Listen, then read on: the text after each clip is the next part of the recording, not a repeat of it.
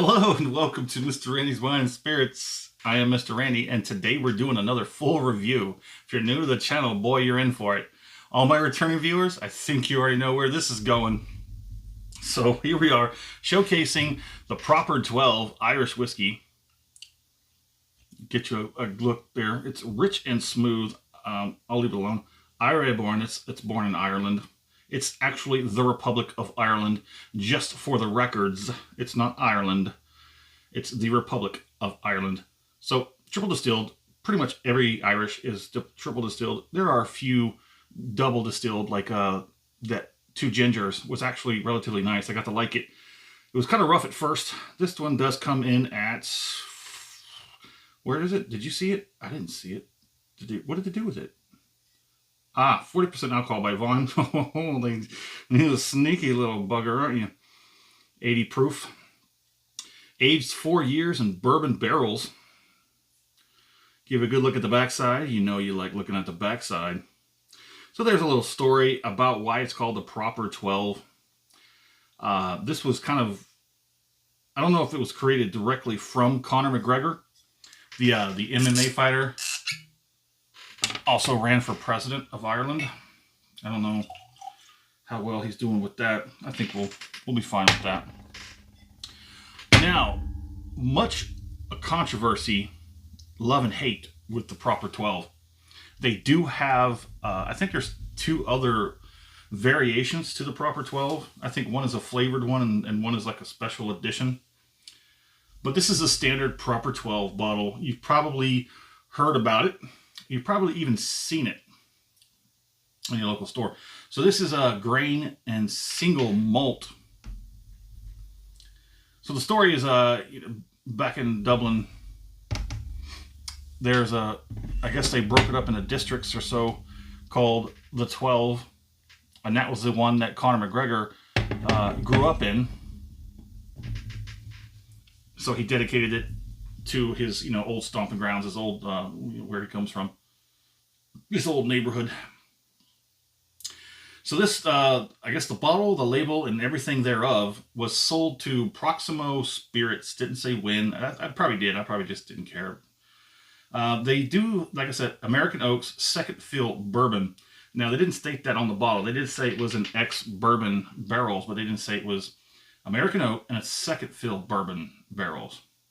Yeah, the founder is Conor McGregor and Bushmills. I don't know how that rides in there with that, but I don't know. Maybe it'll make sense. Maybe it doesn't matter. So I paid just under $30 out the door for this Irish whiskey. This is a part of the Revisited series that I've been doing for all my new people. Mr. Randy does a 3-part series when he does his whiskeys, wines, libations reviews.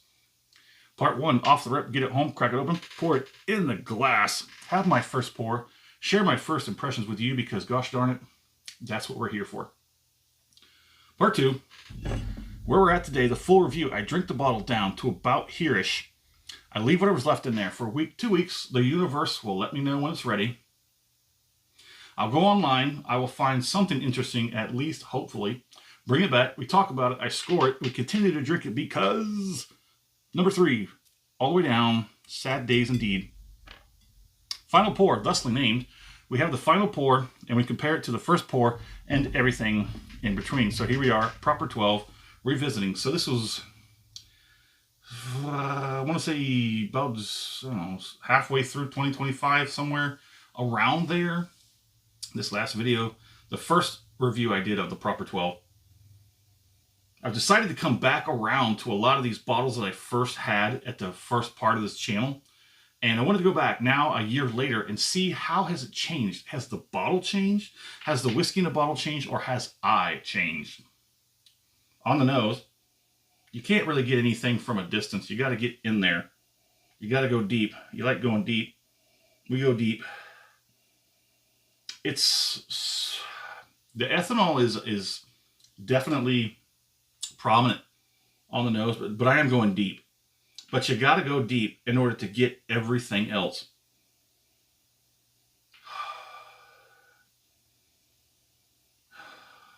Yeah, that spiciness of the ethanol is killing any kind of positive nosing characters that you might get.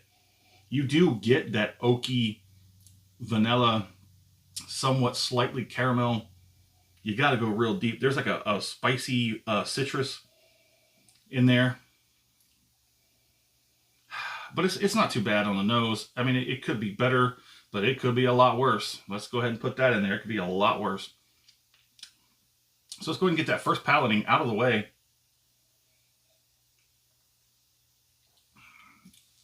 It's very soft. It's very soft. And that glass is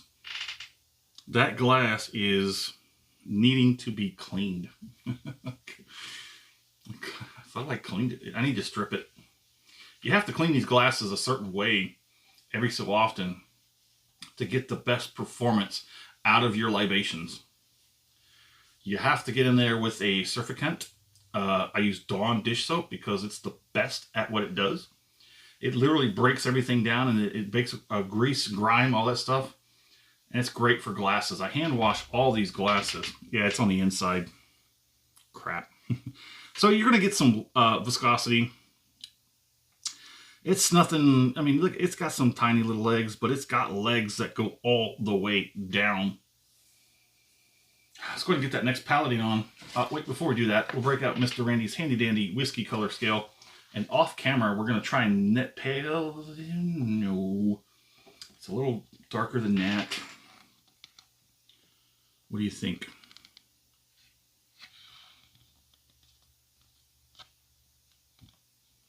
Yeah, deep brown sounds good enough. We'll move on. Let's get that second palating and we'll talk about it. It's very soft. Very soft, very smooth. There is nothing offensive about this. There's nothing that's telling me, ew, God, no. Unless you're a whiskey snob. Unless you're the kind of person who says, I don't pay less than $100 for a bottle of whiskey, blah, blah, frickety, blah, blah.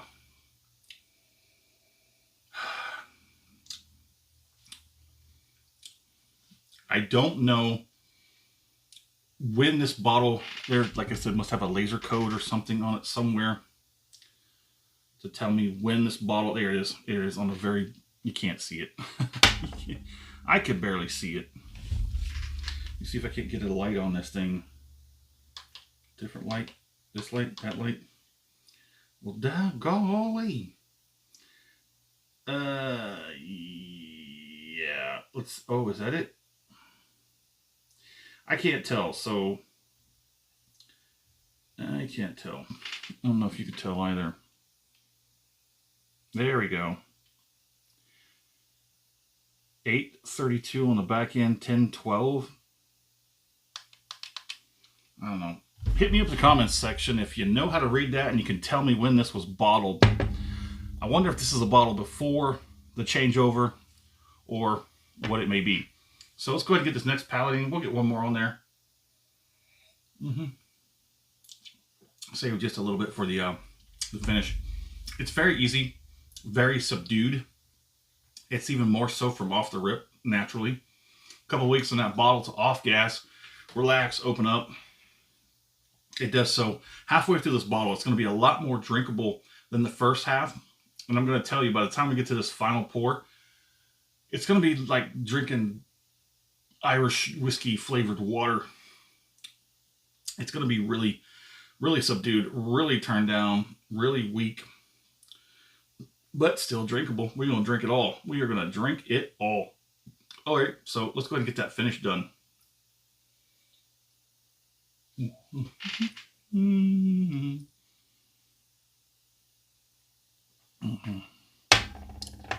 You see the little dots of liquid? That means your glass needs to be stripped and cleaned. That means it's not as, so you can see the cloudiness, like that's on the inside. It's, I don't know why. Maybe I didn't wash it the last time and thought it was clean and put it away. That might be exactly what happened. The finish is relatively weak at first. You get the majority of your flavor comes in and goes pretty quickly. The top of the tongue is a little tingly, like barely a 1. There's barely a 1 on the cheeks. Not a whole lot to tell on the lips or the gums. The warmth in the back is probably a 1 too, so it's a very mild finish. If you enjoy Irish whiskeys and you enjoy them mild with just a little bit of spice, this might be for you. And yes, I am starting to get that wet cardboard thing on the tongue. It might be my tongue. I might need to strip that tongue as well as that glass.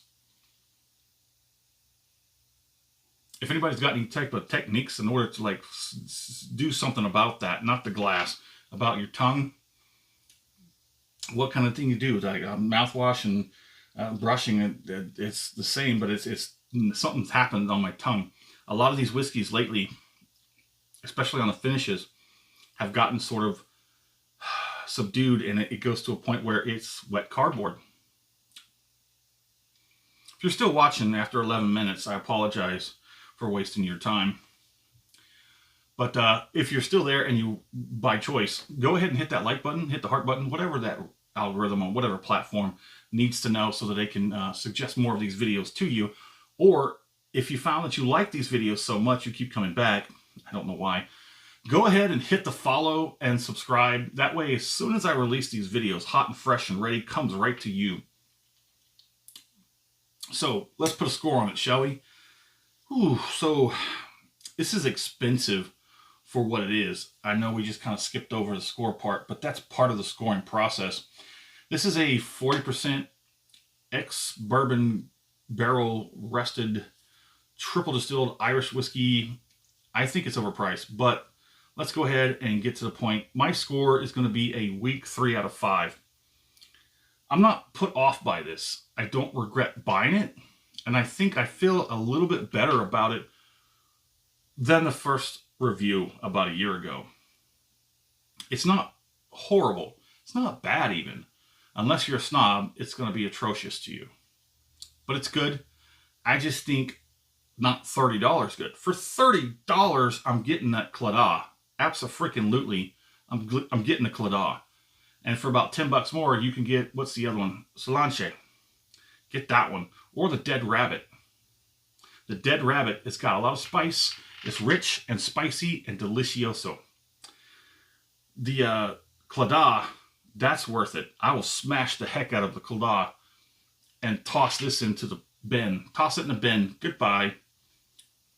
My fair price for this, if I had to buy it again, I would definitely say this would be a $20 at best bottle of hooch. $30, I think, is seriously pushing it. I wouldn't buy this again for $30, no. If this was on sale, if there was a liquidation sale and this was like $15 a bottle, I might grab a couple of them. And then that I would pay $30 for 2 bottles of this. But, you know, it is what it is. Anyways, do me a favor. Go in the comment section, hit me up, let me know where you're at, what you're drinking. What do you think about Proper 12? Love it? Hate it? Care about its origins? Anywho, thanks for stopping by here at Mr. Randy's Wine and Spirits. Let's look for a better one.